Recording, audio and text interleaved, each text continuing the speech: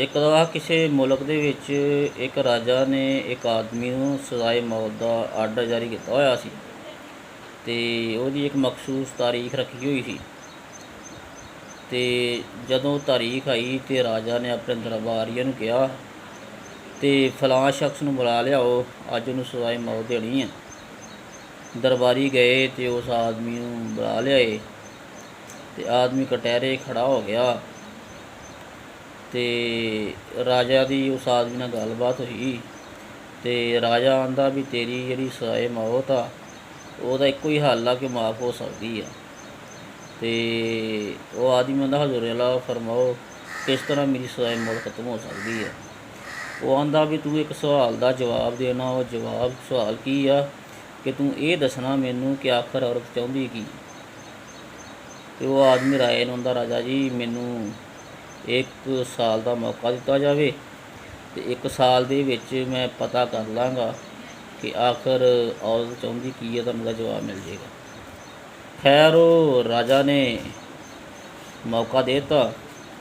ਉਸ ਆਦਮੀ 1 ਸਾਲ ਦਾ ਉਹਨੂੰ ਰਿਹਾ ਕਰਤਾ ਅਤੇ ਹੋਰ ਹੁਕਮ ਦਿੱਤਾ ਕਿ ਸਾਲ ਬਾਅਦ ਤੂੰ ਆਟੋਮੈਟਿਕਲੀ ਮੇਰੇ ਕੋਲ ਆਉਣਾ। ਖੈਰ ਉਹ ਆਦਮੀ ਜਿਹੜਾ ਸੀਗਾ ਚਲਾ ਗਿਆ ਆਪਣੇ ਇਲਾਕੇ ਦੇ ਵਿੱਚ, ਮੁਖਤਲਿਫ ਕਿਸਮ ਦੇ ਦਾਨਾ ਲੋਕਾਂ ਨੂੰ ਮਿਲਿਆ, ਉਲਮਾ ਨੂੰ ਮਿਲਿਆ, ਮੁਖਤਲਿਫ ਮਹਿਫਲਾਂ 'ਚ ਬੈਠਾ ਅਤੇ ਉਹਨੂੰ ਕੋਈ ਖ਼ਾਸ ਜਵਾਬ ਨਾ ਮਿਲਿਆ ਕਿ ਆਖਰ ਔਰਤ ਚਾਹੁੰਦੀ ਕੀ ਹੈ। ਆਖਰਕਾਰ ਉਹਨੂੰ ਇੱਕ ਆਦਮੀ ਨੇ ਕਿਹਾ ਕਿ ਤੂੰ ਇਸ ਤਰ੍ਹਾਂ ਕਰ, ਫਲਾਂ ਜਗ੍ਹਾ 'ਤੇ ਨਾ ਇੱਕ ਚੜੇਲ ਰਹਿੰਦੀ ਆ, ਉਹਦੇ ਕੋਲ ਚਲਾ ਜਾ ਅਤੇ ਤੈਨੂੰ ਤੇਰੇ ਸਵਾਲ ਦਾ ਜਿਹੜਾ ਨਾ ਉਹ ਜਵਾਬ ਮਿਲ ਜਾਏਗਾ। ਅਤੇ ਉਹ ਆਦਮੀ ਚਲਾ ਜਾਂਦਾ ਉਸ ਇਲਾਕੇ ਦੇ ਵਿੱਚ ਚੜੇਲ ਦੀ ਤਲਾਸ਼ ਕਰਦਾ ਅਤੇ ਆਖਰਕਾਰ ਉਹਨੂੰ ਉਹ ਚੜੇਲ ਮਿਲ ਜਾਂਦੀ ਅਤੇ ਚੜੇਲ ਨੂੰ ਜਾ ਕੇ ਆਂਦਾ ਵੀ ਮੈਨੂੰ ਇੱਕ ਸਵਾਲ ਦਾ ਜਵਾਬ ਚਾਹੀਦਾ। ਆਂਦੀ ਦੱਸ ਬੰਦਿਆ ਕੀ ਤੈਨੂੰ ਤੇਰਾ ਸਵਾਲ ਆ ਅਤੇ ਮੇਰਾ ਜਵਾਬ ਦਿੰਦੀ ਹੈ। ਆਂਦਾ ਵੀ ਮੇਰਾ ਸਵਾਲ ਇਹ ਆ ਕਿ ਆਖਰ ਔਰਤ ਚਾਹੁੰਦੀ ਕੀ। ਅਤੇ ਚੜੇਲ ਆਂਦੀ ਤੇਰਾ ਮੈਂ ਜਵਾਬ ਤੈਨੂੰ ਤਾਂ ਹੀ ਦੇਣਾ ਅਗਰ ਤੂੰ ਮੇਰੇ ਨਾਲ ਸ਼ਾਦੀ ਕਰ ਲਵੇਂ। ਉਹ ਬੜਾ ਪਰੇਸ਼ਾਨ ਆਂਦਾ ਵੀ ਜੀ ਮੈਂ ਇੱਦਾਂ ਹੀ ਵਾਪਸ ਚਲਾ ਗਿਆ, ਦਿਲ 'ਚ ਸੋਚਿਆ ਉਹਨੇ, ਅਤੇ ਰਾਜਾ ਨੇ ਮੈਨੂੰ ਸਜ਼ਾਏ ਮੌਤ ਦੇ ਦੇਣੀ ਆ ਅਤੇ ਇੱਧਰ ਆ ਚੜੇਲ ਨੇ ਆਹ ਸਵਾਲ ਮੇਰੇ ਅੱਗੇ ਰੱਖਦਾ ਵੀ ਮੇਰੇ ਨਾਲ ਸ਼ਾਦੀ ਕਰ। ਦੋਵਾਂ ਪਾਸੇ ਫਸਿਆ ਖਲੋਤਾ, ਉੱਧਰੋਂ ਮੌਤ ਨਜ਼ਰ ਆ, ਇੱਧਰੋਂ ਚੜੇਲ ਨਾਲ ਫਾਹ ਪੈਣਾ। ਕਹਿੰਦਾ ਚਲੋ ਮੌਤ ਨਾਲੋਂ ਤਾਂ ਬਿਹਤਰ ਇਹਦੇ ਨਾਲ ਸ਼ਾਦੀ ਕਰ ਲੈਂਦੇ। ਖੈਰ ਔਰਤ ਨਾਲ ਉਸ ਚੜੇਲ ਨਾਲ ਸ਼ਾਦੀ ਕਰ ਲੈਂਦਾ ਅਤੇ ਚੜੇਲ ਆਂਦੀ ਵੀ ਤੁਸੀਂ ਮੈਨੂੰ ਅਗਰ ਕਹੋ ਤਾਂ ਮੈਂ ਤੁਹਾਡੀ ਖੁਆਇਸ਼ ਦੇ ਮੁਤਾਬਕ ਰਹਿ ਸਕਦੀ ਹਾਂ। ਜੇ ਤੁਸੀਂ ਕਹੋ ਤਾਂ ਦਿਨੇ ਮੈਂ ਪਰੀ ਬਣ ਕੇ ਰਿਹਾ ਕਰਾਂਗੀ ਅਤੇ ਰਾਤ ਚੜੇਲ ਬਣ ਕੇ ਰਹਾਂਗੀ। ਅਗਰ ਨਹੀਂ ਤੁਹਾਨੂੰ ਇੱਦਾਂ ਵੀ ਨਹੀਂ ਮੁਨਾਸਬ ਤਾਂ ਦਿਨੇ ਮੈਂ ਚੜੇਲ ਬਣ ਕੇ ਰਹਾਂਗੀ ਅਤੇ ਰਾਤ ਮੈਂ ਪਰੀ ਬਣ ਕੇ ਰਹਾਂਗੀ।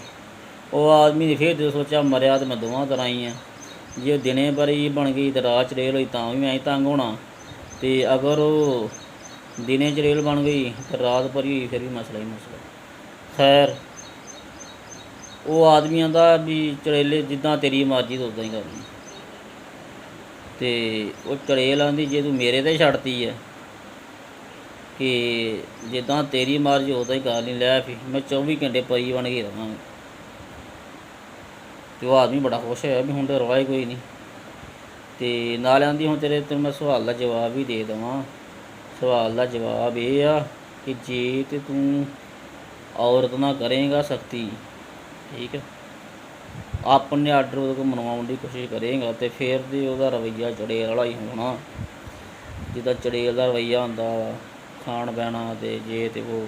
ਅਤੇ ਅਗਰ ਤੂੰ ਉਹਨੂੰ ਉਹਦੇ ਹਾਲ 'ਤੇ ਛੱਡ ਦਿਆਂਗਾ, ਕਿਤੇ ਉਹਦੀ ਸੁਣ ਲਿਆ ਕਰਾਂਗੇ, ਉਹਦੀ ਮੰਨ ਲਿਆ ਕਰੇਂਗਾ ਅਤੇ ਫਿਰ ਉਹਦਾ ਰਵੱਈਆ ਤੇਰੇ ਨਾਲ ਪਰੀਆਂ ਵਾਲਾ ਹੋਏਗਾ। ਬੰਦੇ ਨੂੰ ਜਵਾਬ ਮਿਲ ਗਿਆ ਚੜੇਲ ਦੇ ਕੋਲੋਂ ਅਤੇ ਉਹਨੇ ਉੱਥੋਂ ਨਿਕਲਣ ਦੀ ਗਿਲੀ ਕੀਤੀ। ਉਧਰੋਂ ਸਾਲ ਵੀ ਤਕਰੀਬਨ ਪੂਰਾ ਹੋ ਗਿਆ ਸੀਗਾ। ਉਹ ਰਾਜਾ ਦੇ ਦਰਬਾਰ 'ਚ ਗਿਆ ਅਤੇ ਰਾਜਾ ਨੂੰ ਆਂਦਾ ਰਾਜਾ ਜੀ ਮੈਂ ਜਵਾਬ ਲੈ ਆਇਆ। ਅਤੇ ਆਂਦਾ ਵੀ ਕੀ ਜਵਾਬ ਲੈ ਕੇ ਆਇਆ।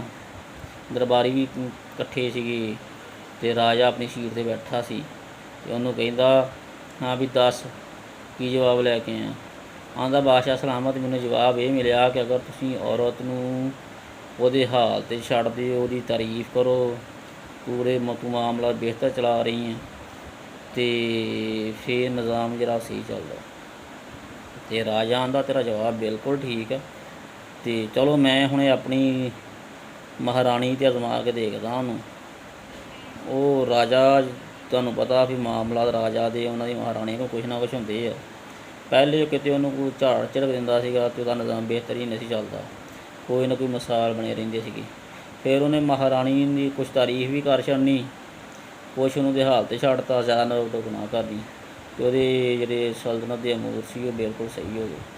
ਖੈਰ ਉਹਨੇ ਫਿਰ ਉਹ ਆਦਮੀ ਦੀ ਸਜ਼ਾ ਵੀ ਮਾਫ਼ ਕਰਤੀ, ਅਤੇ ਉਹਦਾ ਜਿਹੜਾ ਨਿਜ਼ਾਮੇ ਹਕੂਮਤ ਸੀ ਵੀ ਬਿਹਤਰ ਹੋ ਗਿਆ। ਇਸ ਲਈ ਜਿਹੜਾ ਔਰਤਾਂ ਦੇ ਮਾਮਲਾਤ ਦੇ ਵਿੱਚ ਵੀ ਜਿਹੜਾ ਹੱਥ ਥੋੜ੍ਹਾ ਜਿਹਾ ਨਾ ਇਹ ਨਰਮ ਹੀ ਰੱਖਣਾ ਪੈਂਦਾ ਵਾ, ਤਾਂ ਕਿ ਜਿਹੜਾ ਅਮੂਰੇ ਖਾਨਾਦਾਰੀ ਦੇ ਦੂਸਰੇ ਨਿਜ਼ਾਮ ਚੱਲਦੇ ਰਹਿਣ। ਅਤੇ ਇਹਦੇ ਵਿੱਚ ਵੀ ਇਹ ਨਸੀਹਤ ਹੀ ਆ, ਅਤੇ ਇਹ 'ਤੇ ਅਮਲ ਵੀ ਕਰਨਾ ਚਾਹੀਦਾ।